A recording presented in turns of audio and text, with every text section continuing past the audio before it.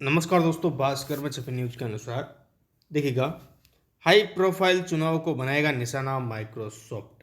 तो यहाँ पर देखिएगा, चीन क्या कर सकता है चुनाव के दौरान, उनके बारे में आज की न्यूज छपी है कि भारत अमेरिका में चुनाव बाधित करने के लिए एआई का उपयोग करेगा चीन।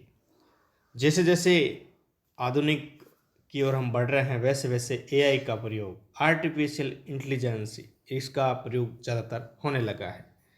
देखिएगा, अमेरिकी की दिग्गज टेक्नोलॉजी कंपनी माइक्रोसॉफ्ट ने चेतावनी दी है कि ताइवान में राष्ट्रपति चुनाव के बाद इस साल भारत समेत अमेरिका और दक्षिणी कोरिया में होने वाले चुनाव को बाधित करने की तैयारी में है। चीन ये काम आर्टिफिशियल इंटेलिजेंस एआई के जरिए करेगा। माइक्रोसॉफ्ट की थ्रेट इंटेलिजेंस टीम की शुक्रवार को प्रकाशित रिपोर्ट के अनुसार आशंका है कि इस साल अमेरिका, भारत और दक्षिणी कोरिया में होने वाले चुनाव को चीनी और कुछ हद तक उत्तरी कोरियाई साइबर हमलावर निशाना बनाने के लिए काम करेंगे। चीन इन चुनावों में AI generate social media content को अपनी सहूलियत के हिसाब से इस्तेमाल करेगा। देखिएगा, आगे बात कर लेते हैं। इस बारे में माइक्रोसॉफ्ट का कहना है कि चीन ने ताइवान में हुए राष्ट्रपति चुनाव के दौरान एआई जनरेट कंटेंट से गलत सूचनाओं का अभियान चलाया था। ये किसी विदेशी चुनाव को सरकार समर्पित एआई जनरेट कंटेंट से प्रभावित करने की पहली कोशिश थी। बिजिंग समर्पित समूह स्टॉर्म 1376, जिसे स्पामोफ्लेज या डैगन ब्रिज के नाम से जाना जाता है, ताइवान के चुनाव के दौरान अत्यधिक सक्रिय था।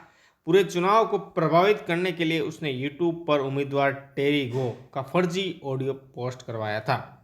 इसके बाद उन्हें नवंबर में चुनाव मैदान से हटना पड़ा। इसके बाद इसी ग्रुप के दूसरे उम्मीदवार विलियम लाई के बारे में एआई जनित मीम्स की सीरीज भी चलाई। यहाँ तक कि लाई के खिलाफ धन के गबन का आरोप लगाते हुए निराधार दावे पेश किए गए। इसके अलावा ईरान के एआई न्यूज एंकर के जरिए लाई के निजी जीवन के बारे में निराधार दावे किए गए।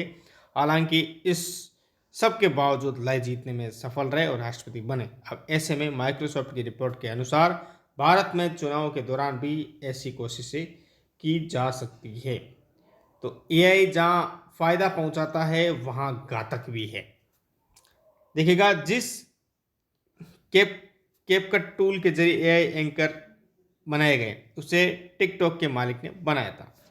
माइक्रोसॉफ्ट ने कहा कि न्यूज एंकर कैपकट टूल के जरिए बनाए गए थे, जिसे टिकटॉक के मालिक चीनी कंपनी बाइडांस ने विकसित किया।